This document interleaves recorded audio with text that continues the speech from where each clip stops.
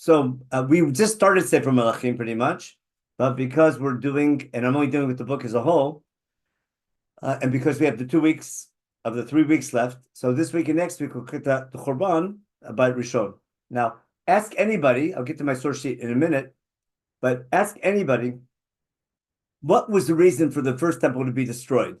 What's the classic answer? Yes, you can all answer at once, but whoever's not afraid to speak up. I'll let Rabbi J. Rabbi J. Avodah Okay. The three cardinal sins: idolatry, adultery, and murder. Okay, that's what they all say. Okay. And why was the second temple destroyed? Rabbi J's favorite answer? Sinat Chinam. Okay. Okay. Now, in general, when everyone says the same thing, there's always something missing.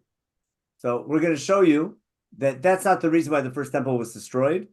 And we have to see why the Gemara says that and why it leads to a terrible misunderstanding. And because, as I mentioned, I think last week, and we'll mention this week for sure, the purpose of the 3 weeks is not to remember what happened, but why it happened. If we understand why it happened, it can prevent it from happening again, or it can make us worth it for bringing it back. It's important to understand why the first temple was destroyed to make the fast day or the time of mourning meaningful. So let's get started. I'll share my source sheet, and we'll begin with the Gemara in Yoma. And where are we? Share screen. And here we go.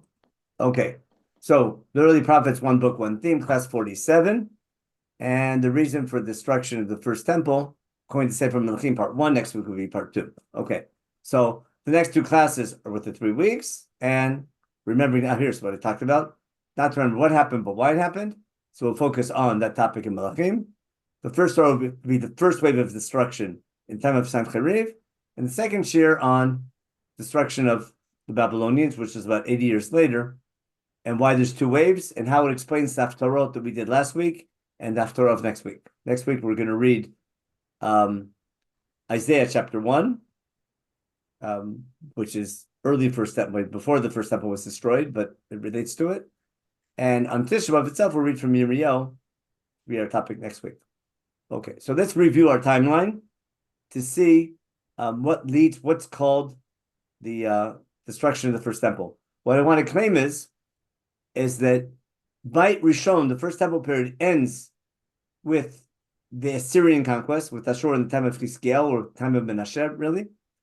And what happens in the time of Yirmiyahu is almost like it's the second end of the first temple. The first temple period is destroyed twice. The temple might not be destroyed, even though we see it might have been destroyed even earlier. But what we call the first temple period is here with Tzidkiyahu. But when you follow Sefer Melachim, the biggest destruction is by Ashur. So if I go on my, let me share my annotate and make my marker. Okay. Here. If I want to highlight this line over here, that I made a big deal about here, I want to claim this is pretty much the end of Beit Rishon. Why? Because that's when the 10 tribes are exiled. Most of Israel is destroyed. Jerusalem is saved at the last minute under Chizkiel. But the worst time period is things were really great in the time of Uzziel, and things fall apart little by little as the Assyrians become more and more powerful. And therefore I put Ashur here as a superpower affecting our history at the time period. When Ashur falls, Yoshia was able to establish himself and become great, and then the Babylonians come and wipe out the temple. So today we're going to talk about this time period, the fall under Ashur, and then we'll see why everyone gives the answer of why the big 3 sins, why they relate it to Beit Rishon.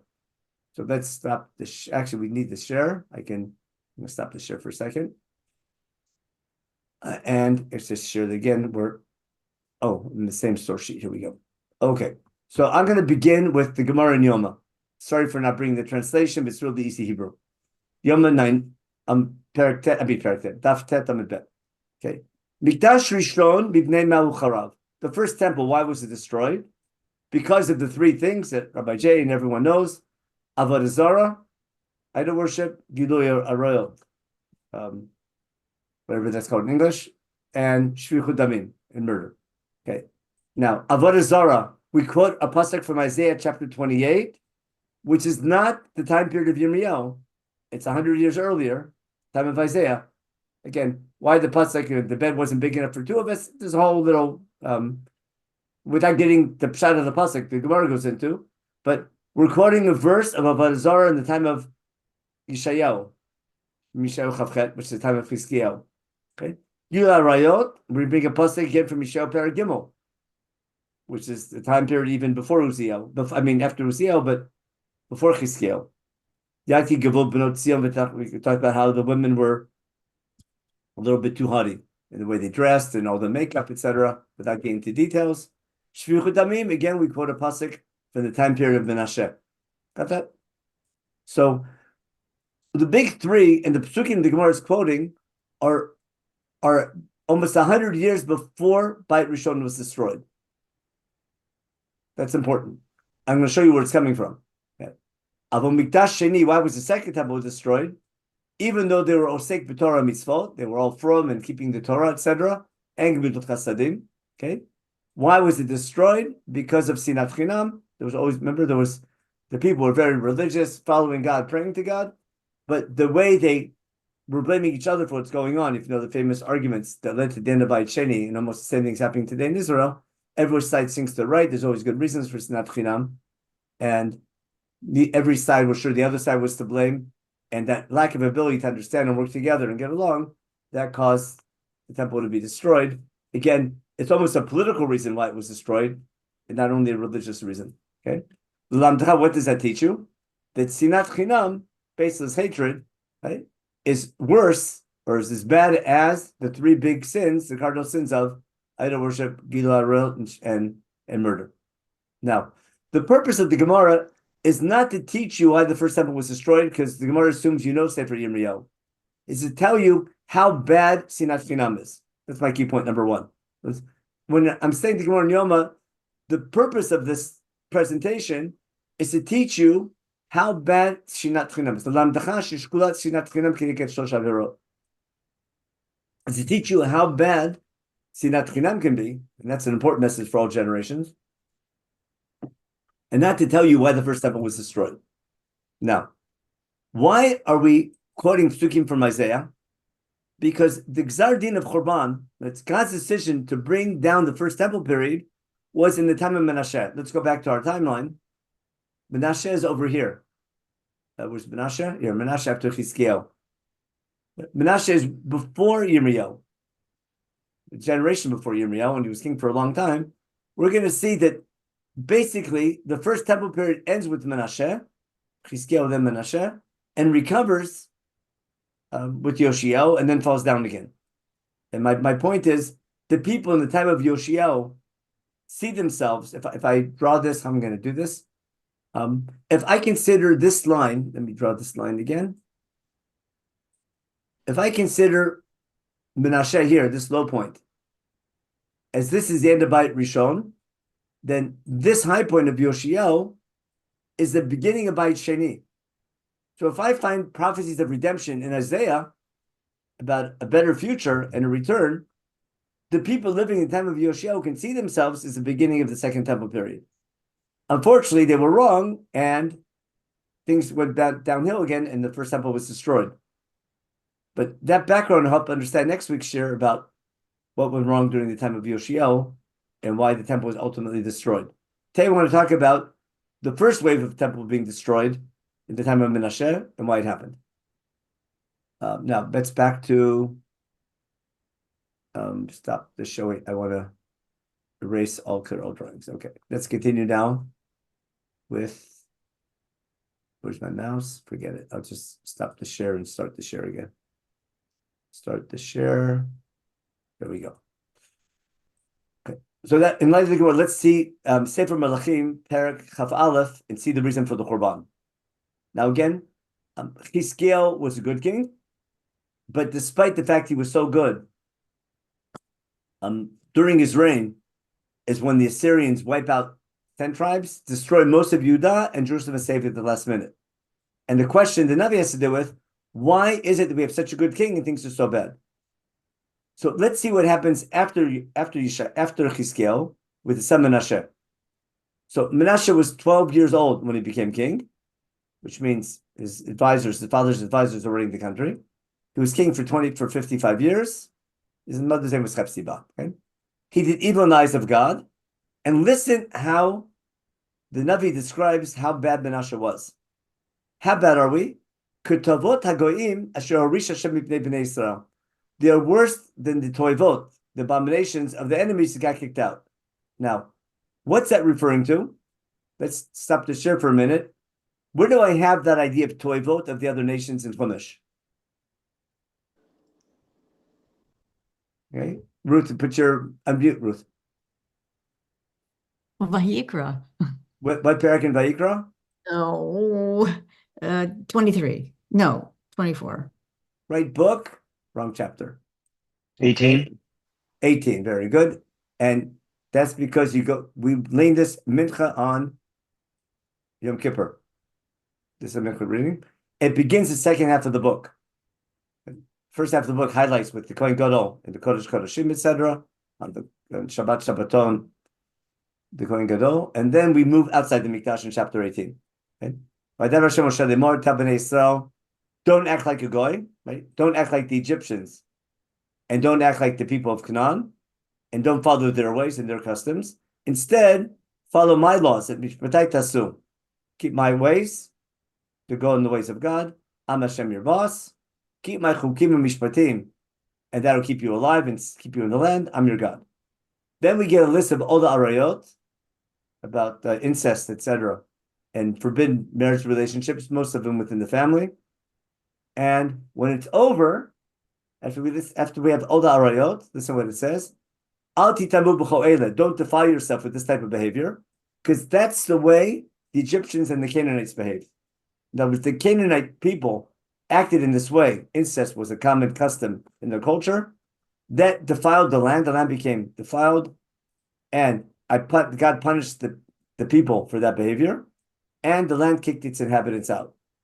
In other words, we don't get the land until there's a nation there that deserves to be thrown out. When they deserve to be thrown out, we can get them. Therefore, when I give you the land, you better keep my laws. The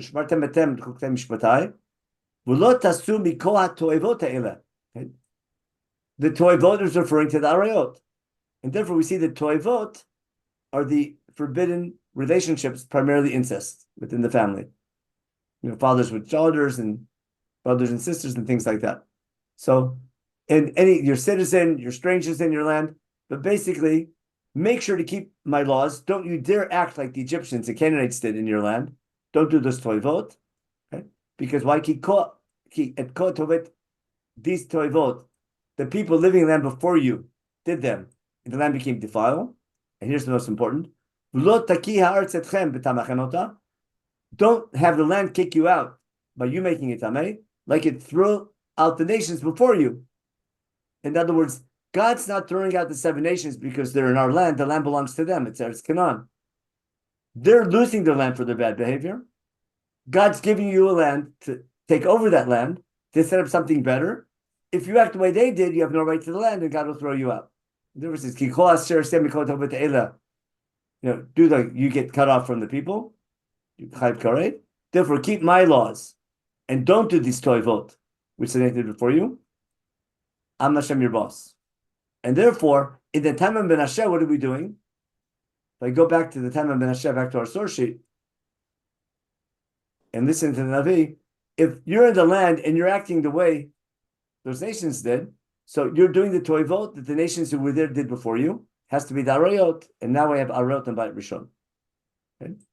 What else did he do? Vayashav, not only did he build the Bamot, which Chizkiel got rid of, he built Mizbachot for Baal, Baal worship, that's real idol worship, Asherah, just like Achav did, and bowed down to all the different gods of the heavens. Got it? That's Avodah Zarah, like Mufurash, the next day. He built Mizbachot in God's house. Now not only did they do idol worship outside in the hills of Jerusalem, they did idol worship in the temple. Listen. Now,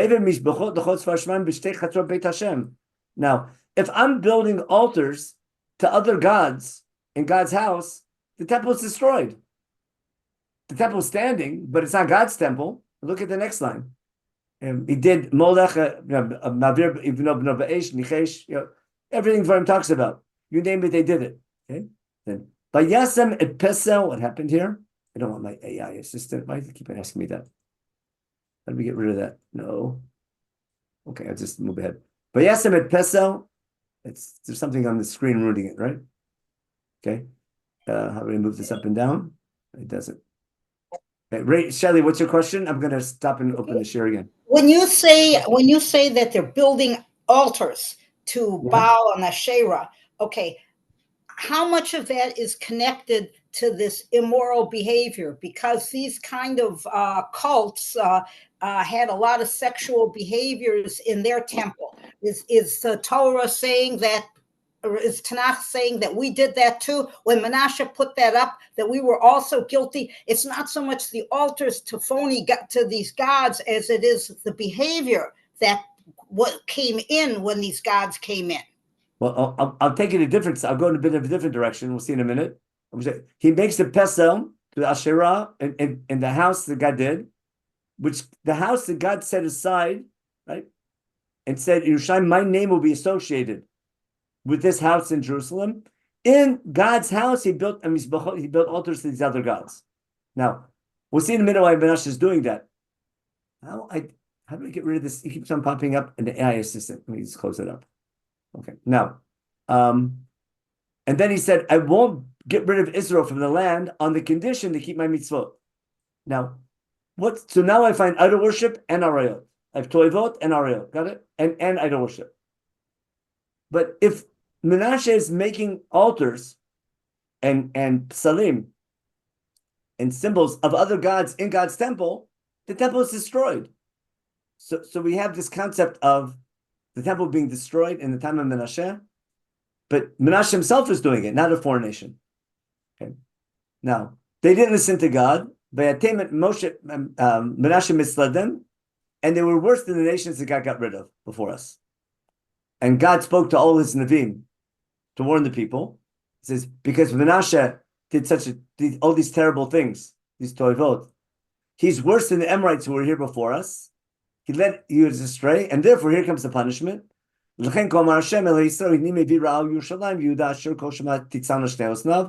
same wording we have about the destruction of Shiloh was the fate of Jerusalem is set. God has to destroy the city because they're so bad. And the same thing happened to Shomron a generation earlier. What happened to the northern kingdom, which is the biggest king in the time period of the northern kingdom, was the house of Achav in the city of Shomron. And just like I wiped Shomron off the map and all the buildings of Achav, I'm going to wipe Jerusalem off the map. Like you clean dirt up the plate. Okay. And then I'm going to abandon the rest of my inheritance. Give them the hands of their enemies. Why? Because they did evil in my eyes. They made me angry. Ever since I left Egypt, it's not working. And on top of that, here's it. V'gam dam naki shavach Menachem b'mod. Menachem also did shvichut damim. What do we find? That's the Gemara. The post that the Gemara quotes. Okay, shvichut damim avodah zara gila arayot. Got it. Now that's before Yirmiyahu, 80 years before Yirmiyahu. Now, but that led to a gzar din of Chorban. Why? Why is God destroying the city in Jerusalem? What right do you have to the land if you're not serving God properly and you're doing these cardinal sins? So God, the only reason I gave you their land was for you to be better. If you're acting as bad as they are, I have to get rid of you because what you did de facto becomes murder. And therefore, what's he say? And that's his message to the people. Now, the Gemara in Yoma is saying these actions on Bayit Rishon are so bad that led to a gzar din of Chorban. But what happened? And sinat chinam is just as bad. Now, I want to appreciate what Chazal are saying, and unfortunately we see this today. It's not if we have sinat chinam, God punishes us with Chorban. It's because of our sinat chinam that leads to Chorban. When we fight with each other, that enables our enemies to defeat us. The political, practical reason for our enemies destroying us is sinat chinam. And our religious bad behaviors also leads to, but it's making a comment that we lost the second temple because we were fighting all the different sects. We're fighting with each other, And that's why our rebellion against Rome felt the whole idea of starting a rebellion against Rome in the first place was crazy. And then our arguments among each other about rebelling against Rome. So the almost political reason for destruction was Sinat Chinam. And that's just as bad as the big three, which also leads to destruction, even though you can be united. Now, in the meantime, so why is everyone associating Korban with Yirmiyahu? I'm trying to show you that Korban almost happened in the time of Menachem, but I want to read now the Psukim in Divrei Yamim. I meant to put it on the source sheet, but I didn't. I'm going to open up the parallel Psukim in Divrei Yamim, which are almost identical until the end, because in Divrei Yamim, Menashe does repentance at the end of his life, around 20, let's try 30, I think. No, Chizkiah, that's still there. 32. Let's read. I'm sorry, 33. Okay, here. 33, the same psukim about Menashe like we have in Melachim. Okay. Here again, Bayeta Menashe Yehuda v'Yoshvei Yerushalayim. Menashe misled the inhabitants of Yerushalayim and Yehuda to do evil and worse than the nations who God got rid of us. You see what he's saying? What right do you have to the land? I gave you the land to be a nation representing God. If you're acting as bad as the Amorites, out you go. God spoke to Menashe and the people. They didn't listen, like Shivu. That's why Ashur was allowed to wipe us out. We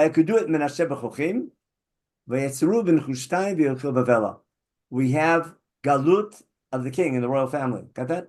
Menashe goes into exile, like later Tzidkiyahu does. So now we have Menashe destroys the temple himself. The the Assyrians take over the city. They don't destroy the city, but they send the king into exile. But in exile, what happens? Katzerlo, Kilat Pnei Hashem. Later on, Menashe does tshuva in exile.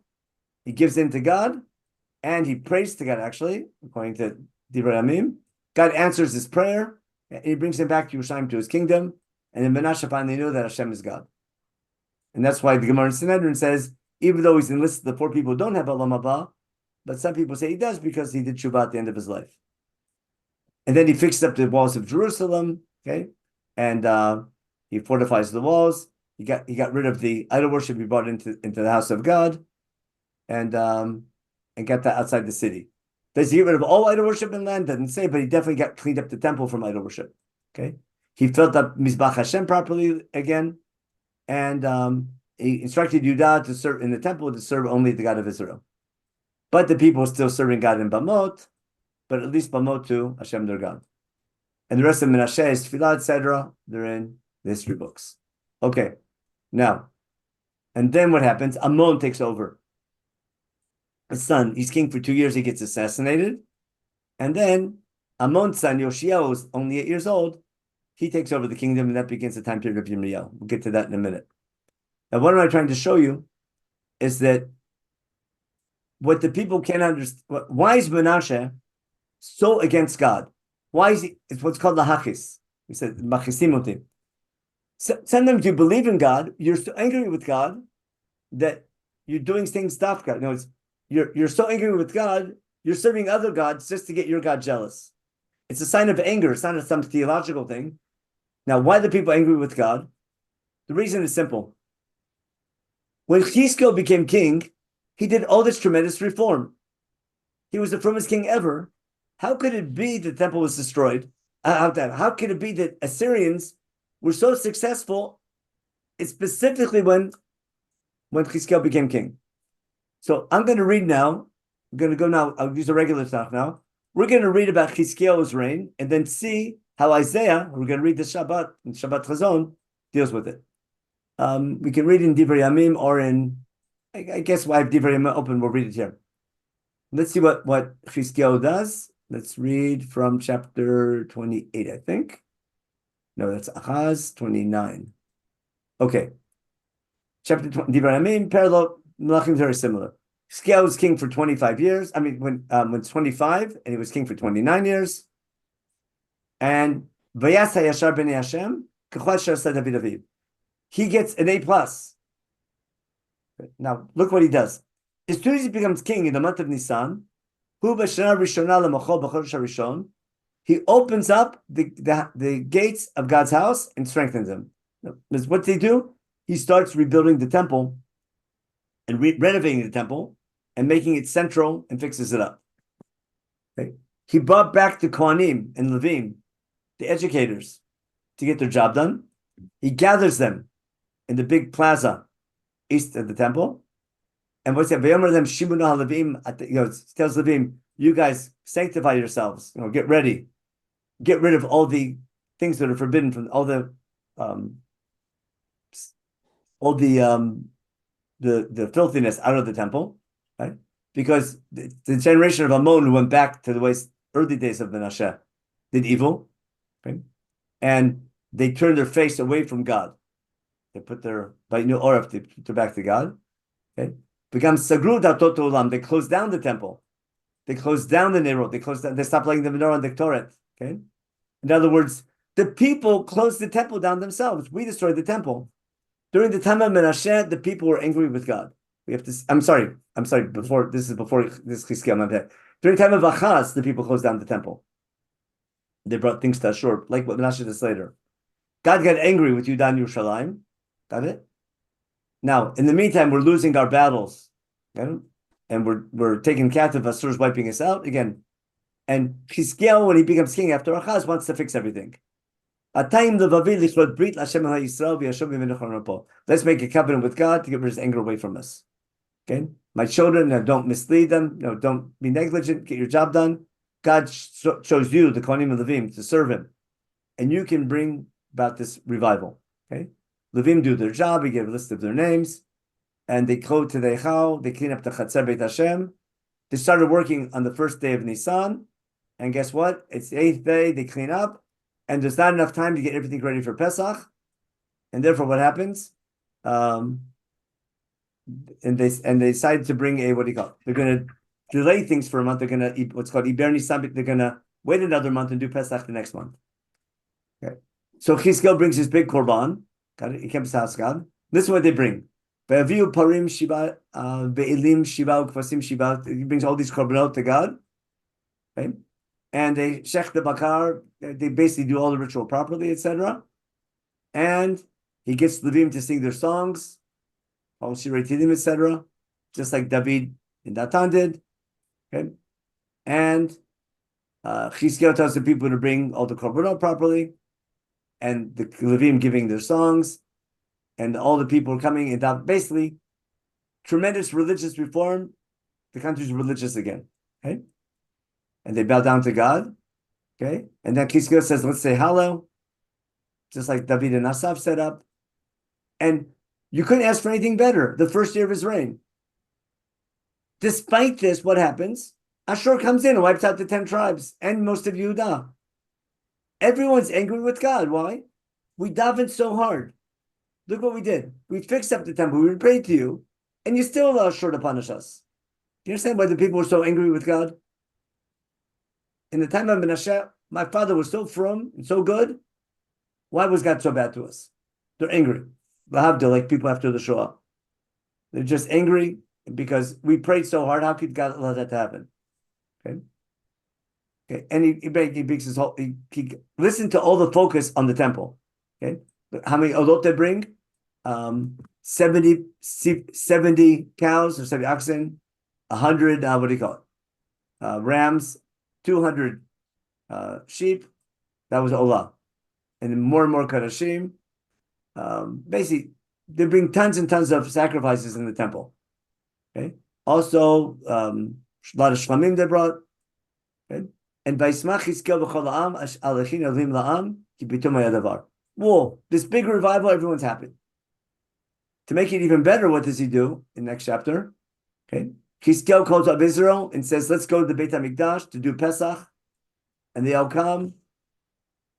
And he waits a month. He puts, what do you call it? They do Pesach in the second month, but he calls it the first month. Basically, that's what Chazal talk about. Chizkiah did a... basically, Pesach, this isn't Pesach Sheni, this is Chag HaMatzot that year. Now watch what happens. Remember,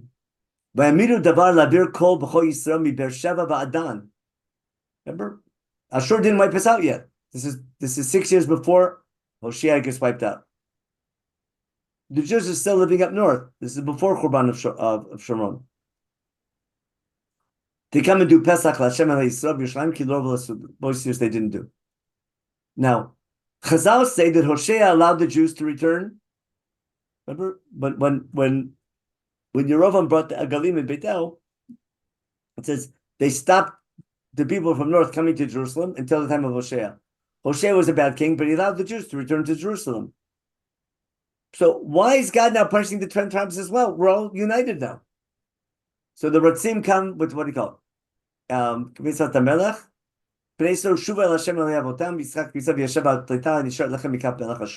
Let's pray, maybe God will save us from Ashur. And don't be like your ancestors, okay? Hashem, and how things were destroyed. Now I'm blaming what happened on what happened with Achaz. Don't turn your necks back like we were before.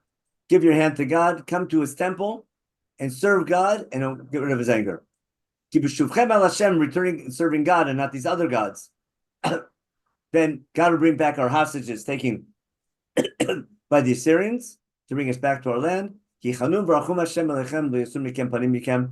are a merciful God.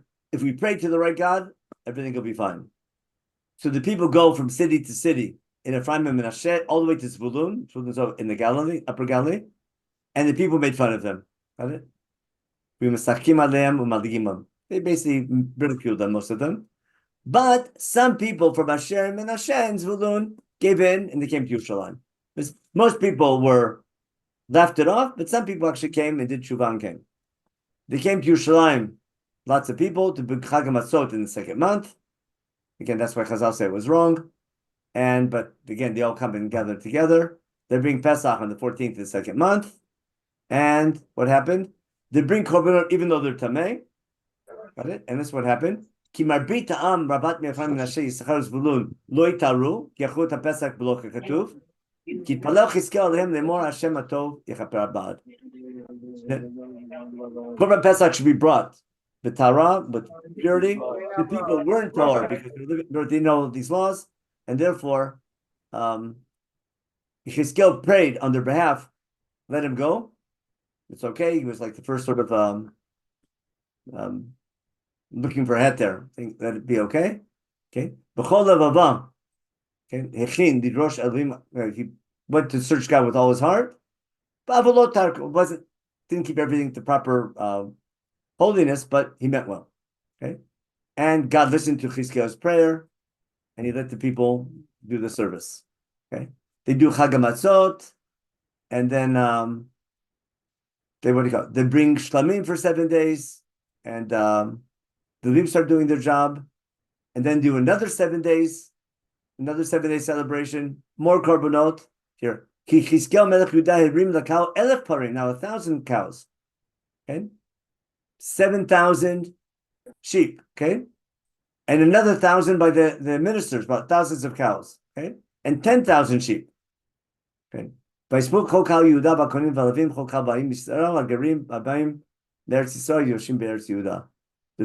in Yerushalayim.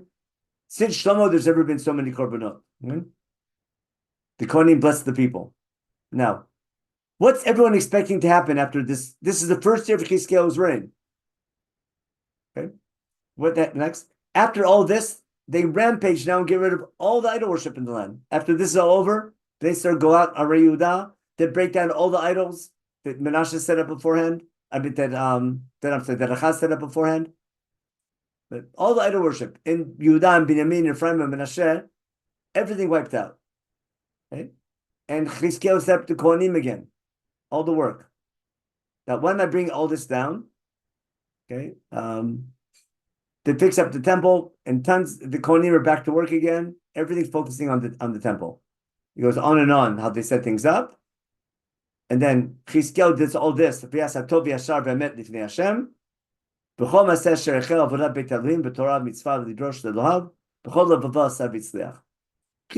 Melech HaMashiach, doing everything perfect. Now look what happens. Chapter 32. After all these events, what happens? Sennacherib comes, and what's he do? He puts a siege on all the walled cities except Yerushalayim, and he takes them over. In the meantime, he also did, he wiped out the northern tribes. And then Chizkiyahu sees Sennacherib is coming, and he goes and prays. Okay, now that's enough. I hope my point's clear. It doesn't make sense that we have a king who's so frum, does everything God wants, gets rid of everything that Achaz did wrong, and God allows Ashur to wipe out the 10 tribes, even though some of them return, wipes out most of Yehuda, especially Lachish. That's the famous Lachish relief we know. Even though Chizkiyahu did repentance the first year of his reign. So why is God so angry? Got it? You follow? And when God doesn't answer our prayers, boy, Menachem gets angry. I'm trying to explain why Menachem gets angry and why Isaiah has to yell at the people.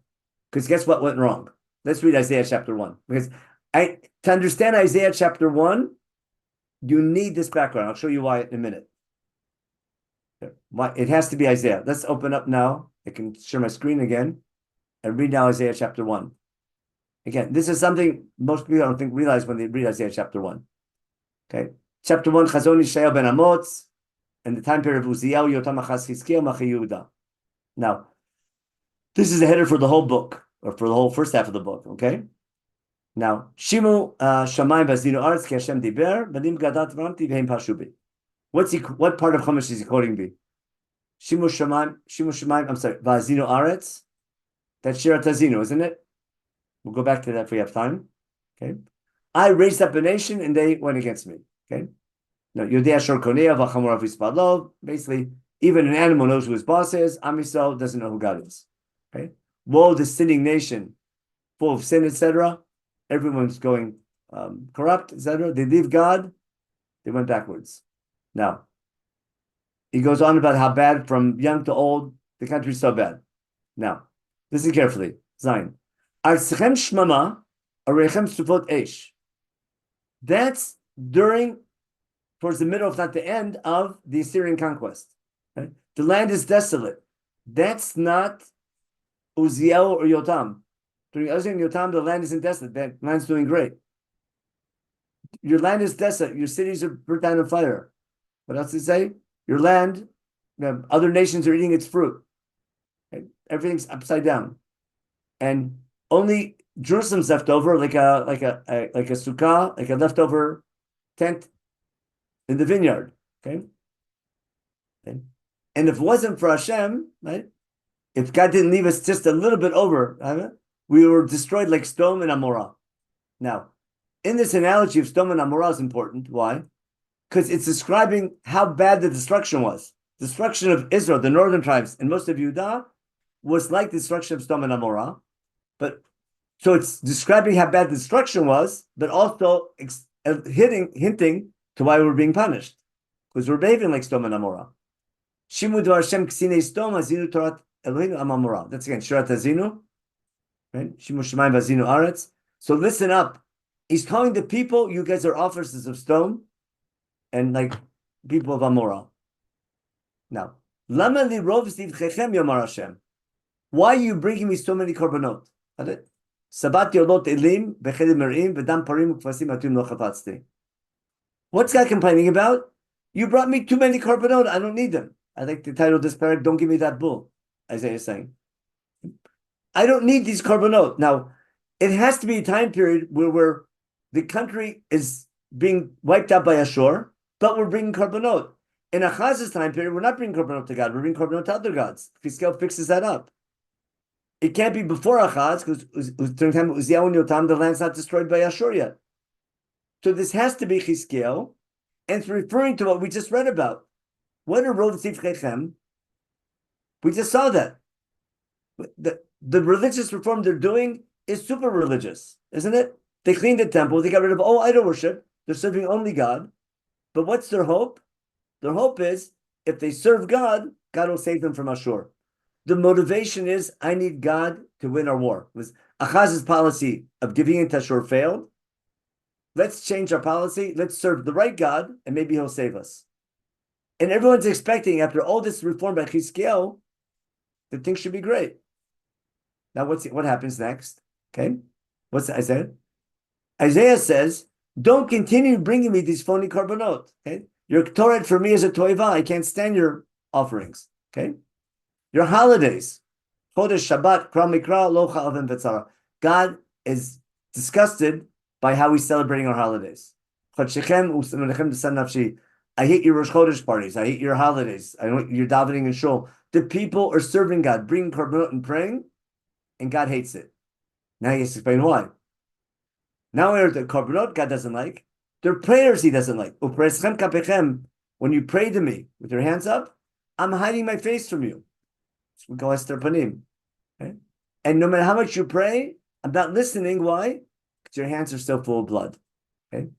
Get your act together. Clean up your society. Get rid of evil from your midst. Okay? Stop doing evil. Teach proper behavior.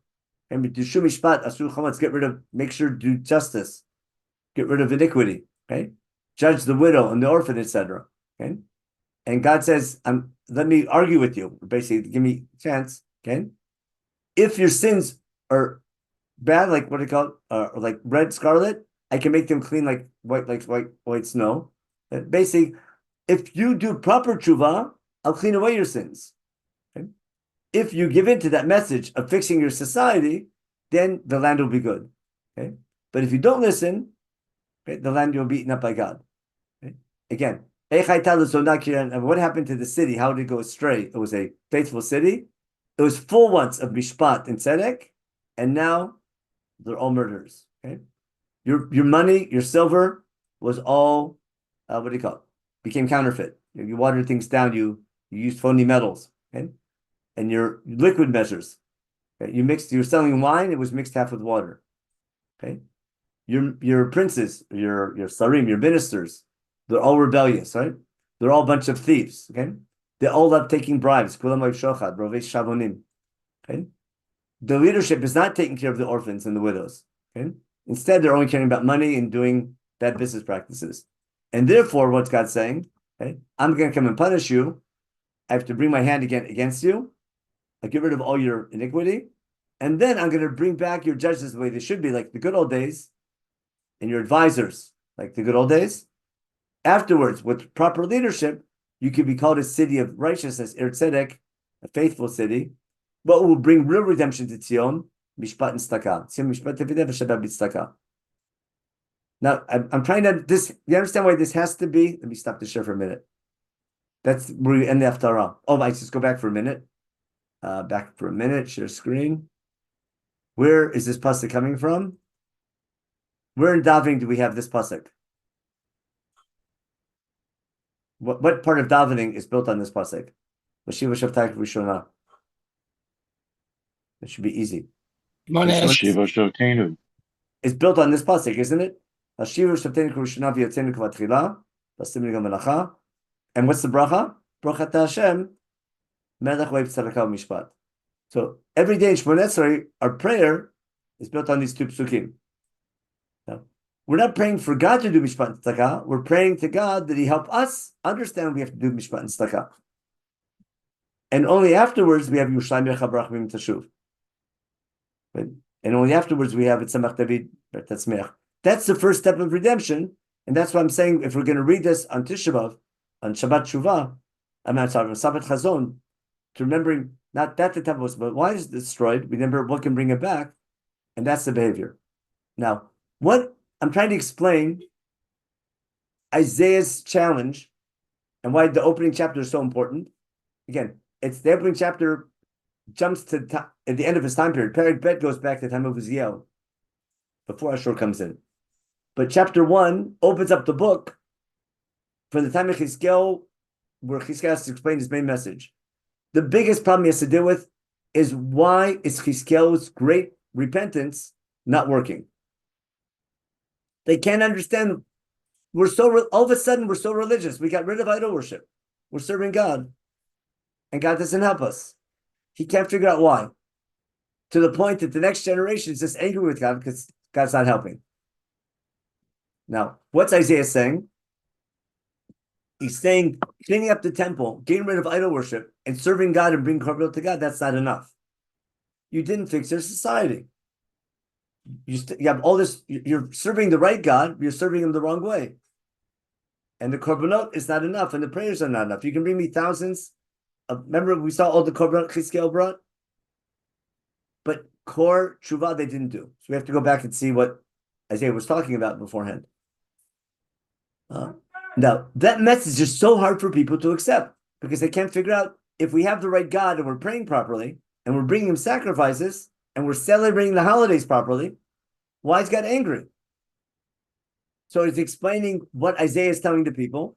It's explaining why God doesn't answer their prayers and Ashur is only more successful. And despite all that, the 10 tribes are wiped out in most of Yehuda. Jerusalem saved at the last minute. That's the sherit that's left over. But God has had it with his people because religious reform is not enough without social reform. And the people don't buy it. To the point that Menachem gets so angry and he, what do you call it? And he rebels against God out of anger. You understand why they're so angry? It's like Lahavdil after the Holocaust. Why all these religious people, how could God allow them to be killed? They're just angry with God. It's understandable. But if you want to understand chapter 1 in Isaiah, the time period has to be Chizkiel, we're bringing korbanot, we're praying to God, we're keeping the holidays, right? And our country's wiped out by Ashur. Again, we're saved at the last minute. In the 14th, we're saved right before the final knockout. But that's the end of Beit Rishon. Okay. So let me check. There's a question here from Dennis. I'll read the question. If kindness, let me just read, let me take the chat for a minute. Chat, there we go. Okay, so we have the source sheets. Okay, superficial religious, not super religious. Okay, good point. Okay, what is the evil in everyday life? What should be done regarding window orphanage printer? Is it taking bribes? Yeah. And that's what he's saying. The judges are. I'll give you an example here. A contemporary. I'll read the Navi Micha. Let me go back to on my source sheet. Let's go for a minute. During this time period, there's 4 famous Nevi'im. We'll go back to our little thing here. Who are they? Hosea, Yeshayahu, Amos, and Micha. See them? Through this time period, from Uziel down till Chizkiel. I want to show you what Micha has to say about it. Micha, we'll see, is a Talmud of Isaiah. It's easy to see. I'm going to open up Micha chapter 6. Actually, I'll talk chapter 3 we'll start with. We can read the whole book, but we don't have time for all that. Bible, Micah, chapter Yonah, here we go. It's so easy with this program. Chapter 6, chapter 3. Okay? He's yelling now at the leaders. Shivra Rosh Beit Yaakov, Beit Yisrael. You should know proper mishpat. Right? What are you instead? You're sonei tov. You hate people doing good. And you love doing evil. Okay? You're taking, stealing from people with no clothing. Okay? You're eating up my people. Got it? You're taking advantage of people. You're using your power to take, instead of helping the needy, you're taking advantage of them. Okay? Az yizakol Hashem. You're going to cry out to God. Got it? God won't answer if you're ruining your society. Hester panim, remember, is when God doesn't answer prayer. I can prove that again, but I think we gave a share on that once before, but I'll try to prove it again. It comes out from Shirat Azino. Okay. He's telling that leaders, the religious leaders, misleading my people. Okay. Okay. They're saying things will be fine. They're saying we'll have peace with Ashur if we bring korbanot, and instead it will lead to war. Now he goes on. He says like this. Let's just skip to here. Micha says God gave me the proper direction, to give proper judgment. Okay, I need to tell Israel what they need to hear, not to want to hear what they need to hear. Shimon Zazot Roshei Beit Yaakov. Listen up, all your leaders. Hamitavim mishpat, they abhor justice, and everything straight they make crooked. They're building up Jerusalem with blood. They don't care about workers. Workers are dying at construction sites. And they're building up Jerusalem with iniquity, with bribes. Roshev Shochad Ishpotu, mentioned about bribes. The leadership are doing things based on shochad, based on bribes. The rabbis, right, are giving instruction based on how much money they get. The Nevi'im are doing everything for money. Okay? And despite that bad behavior, They put all their trust in God, saying, Halo Hashem b'kibenu. God's in our midst, nothing bad can happen to us. And therefore, because of you, Zion is going to be destroyed. And Yerushalayim will be it's because you're so religious, but you're not acting properly. That's why God's so angry. The people don't buy this message. That's why they're so angry afterwards. Later, we read this Haftarah in Parshat Balak, without going into the details. Okay, he goes, "B'makadem Hashem." How do you want to return to God? Say the people. There's an argument. Shimon Harim et Riv Hashem beitem misars. Ki Riv Hashem imamo imam misar b'tkach. God has a quarrel with his people.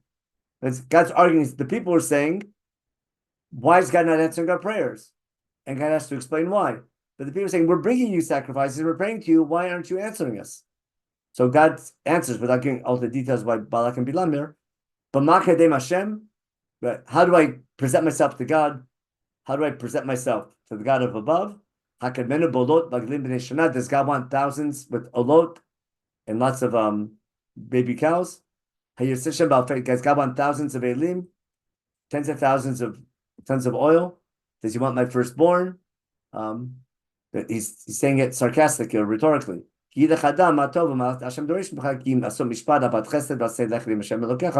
Haftarah read for Balak.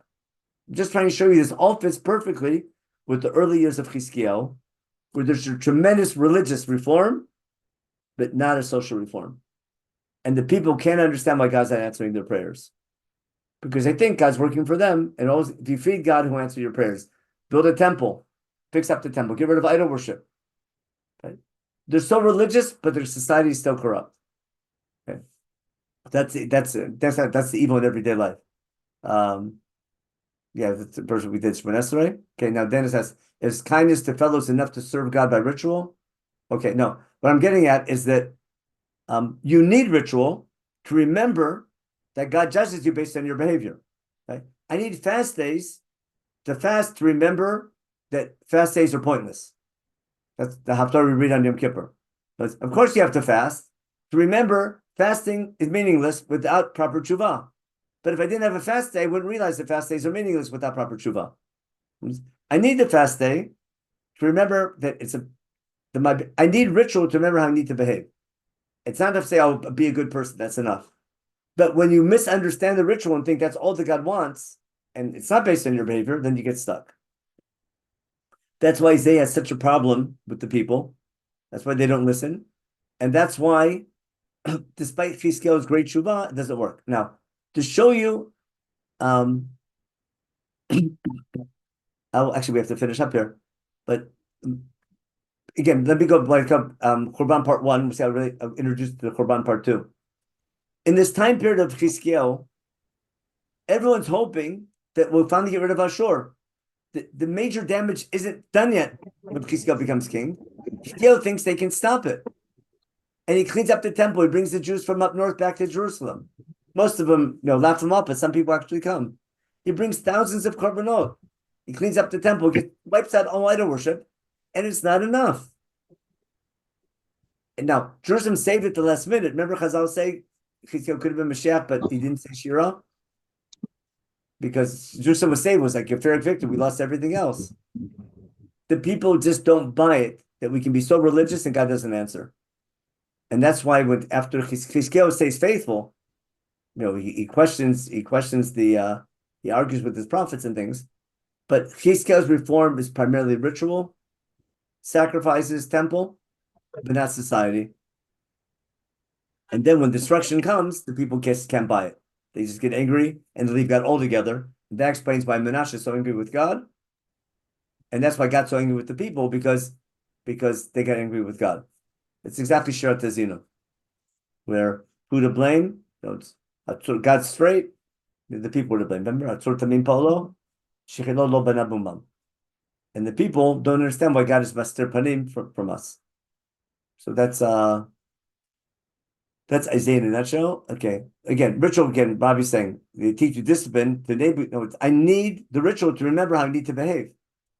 That's for sure you need. But if it's only ritual, then God's working for you, and God becomes a vending machine. So therefore, you need ritual to remember how you need to behave, but it has to come with education. If you only do ritual, that's where things go bad. And that's, I think, a super important message for the 3 weeks. That's why I want to jump to the Khurban. Now, what's Sefer Melachim talking about? Sefer Melachim has to explain the Khurban in the time of Yirmiyahu. What happens? Yirmiyahu does, in the time when Yirmiyahu becomes king, I'll do this real quick. We'll go back to Divrei Yamim and then we'll have to end for here. Where's Yirmiyahu? I still need to get to the relates back to Chet Ego and Agalim, but we have to do that next week. Just to show you what happens. Where are we? Back to Divrei Yamim. Here, Divrei Yamim. In the next chapter, okay, we did Menashe. We have Menashe going astray. And in 34, Ammon gets assassinated after 2 years. His son, Yoshiel, takes over, king for 31 years. He does Yashar ben Hashem. It takes him a while till he has to grow up first. First 8 years, he's still too young. And therefore, in the 8th year of his reign, when he's 16, he's still young, he's still a teenager. He begins to search for God. In the 12th year of his reign, which is when Uriah begins his career, he begins to clean up Yehuda and Yerushalayim from the Bamot Hashirim.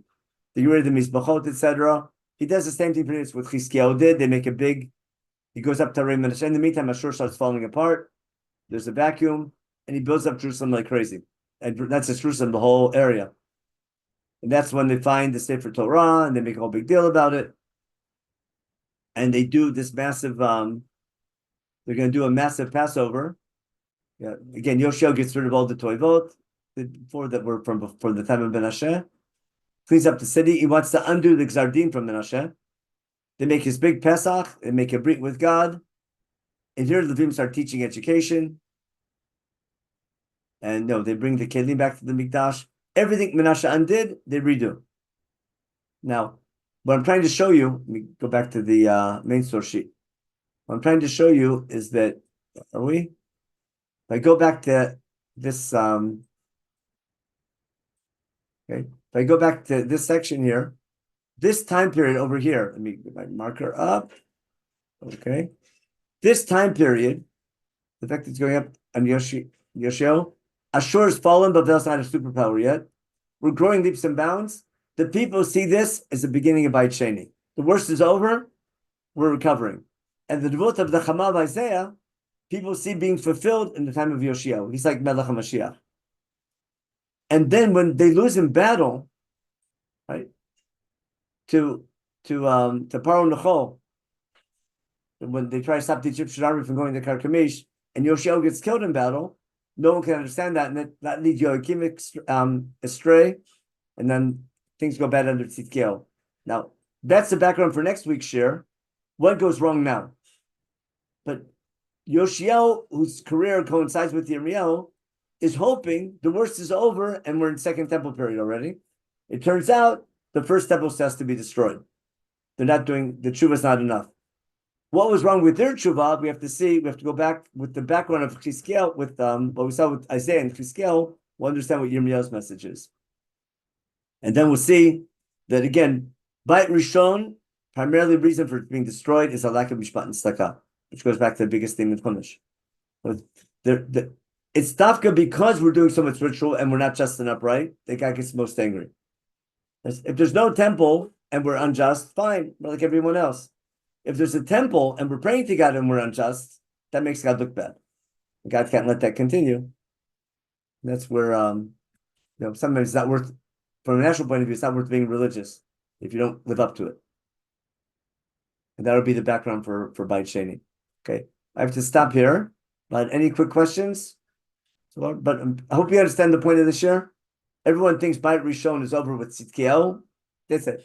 The end of Beit Rishon, the great empire of the 10 tribes in Yehuda, is primarily destroyed by Ashur. We have to see. Let me show you one other thing. Where real quick, real fast. Where's your screen? What God's main message to the people in Isaiah? Where's Bible? Oh no, Bible. No, here we go. Isaiah chapter 10. Chapter 10, verse 5. Okay, here's Hoy Chokim Chikei Aven. He's angry with the people giving bad laws. Latot midin dalim, dikzol mishpat ani ha'am. He's getting complaining about the lack of social justice. And this is, then he says, Hoy Ashur shevet api u'matel yibdam sami. Woe Ashur, the whip of my anger. I'm using Ashur to punish you. I'm going to send him to a nation who's ungodly. And the nation I'm angry with, I'm going to command them to go and take, to destroy, to take charge, to take spoil, and to wipe them out. Okay? But Ashur is not doing it l'shem shamayim. Okay? He's just an evil guy, but I'm using Ashur as my whip. And therefore, he's this boasty guy. And therefore, after Ashur does what he needs to do to punish you, I'm going to punish him. Okay? And then therefore, God's going to send punishment to Ashur later on. So God's explaining to the people, Ashur is no righteous nation. I'm using them to punish you, and then I'll punish them afterwards. But first, I'm going to use them to punish you. And that's going to be Isaiah's main message that leads up to the time period of Hiskiel. And we have to go back and do that. But next week, we'll see how this background explains why God is so angry with them, even though they're doing tshuva under Yoshiel, and what goes wrong. Then we have to go back to the military side and related to Chetega. So we'll stop here. Rabbi J, you had a... Hi, I was just going to say thank you. Okay, I was just posting on the chat box the registration for our Tisha B'Av program, and for Shuli Mishkin is beginning a new series this Thursday at 1 p.m. So I know we haven't even it's been on the website, but the email will go out today. But here you got it right there on the side. See all the details. So those two things to register. Like always, the Tisha B'Av is a separate registration. So even if you come to all the other classes, it's a whole separate link. And otherwise, that's then. Tzvi Ramit will have the next class. We're off tomorrow and Tuesday, actually. Rabbi Shulman and Zev Ella finished their series. And Shuli starting on Thursday. We'll have the Parsha, of course, on Thursday night. Rabbi Yitzchak Berger will be giving the Parsha this week. I'll be back to my regular Seder class, 9:15 Friday morning. And Benny Gesundheit is in 40 minutes, Be'ivrit. I'll say for Tilim. And any questions, comments, Vakasha. And thank you very much. And nice to be back, I guess, in my usual spot, although my camera's not working properly. I had to figure out what's going on here, but it's out of shape. Anyways, okay. Everybody, we will wish you good news. Rabbi, you want to say anything else? But yes, and I you know the Gemara, of course, whatever, yes. We'll talk about the many manifestations of Sinat Chinam, I guess, unfortunately. Thank you, Rabbi. But okay, everybody. Rabbi Vakasha, we missed you in Israel, of course, I know, but anyways, we should hear good news. It's a tough time, and our tefillot should be heard, and the month of Av should be turned l'sason u'lesimcha, as the Navi Zechariah promises, and that should happen, please God, this year already, in the near future. Okay, that's it. Thank you. Have a great day, everybody. Okay, very good. Okay, be well.